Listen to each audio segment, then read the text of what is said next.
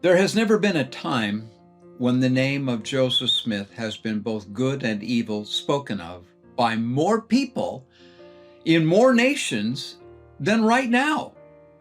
And as many wonder about Joseph Smith, who and what he was, consider the significance of this story.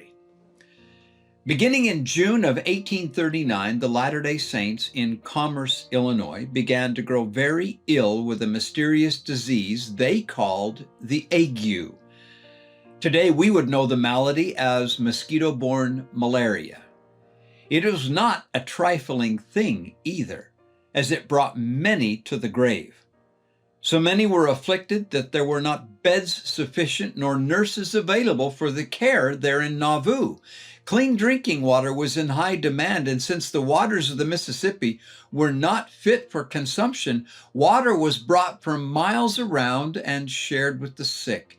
The misery became so deep and pervasive among the citizens that it was frequently declared that the persecutions in Missouri were small matters compared to the miseries endured at this period in Nauvoo.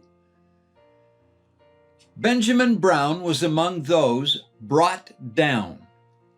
He sunk so low with the ague that he was in a coma, and all thought he was dying.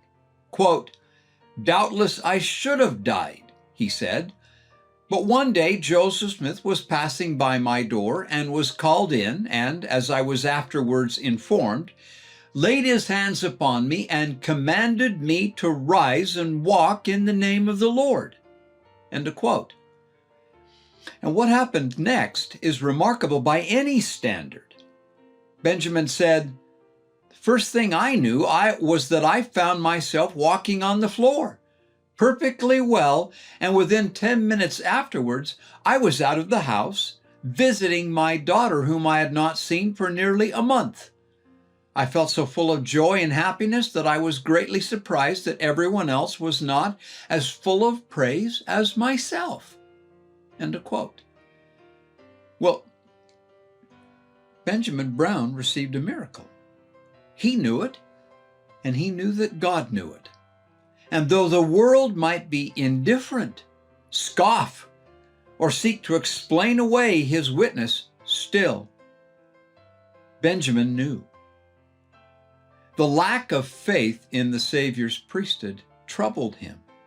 In irrefutable logic, Benjamin said this, quote, "This man, Joseph Smith, was the one that the world says was an impostor and a false prophet, and either denied that he ever performed any miracle, or if they're too well attested to be denied, attribute them to the power of the imagination over the body.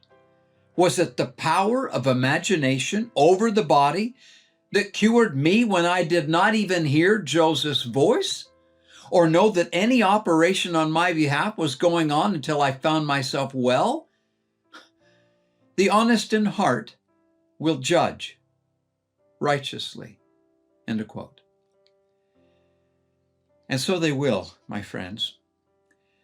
But let this modern world be duly warned that witnesses of truth then and now cannot, should not, must not be ignored.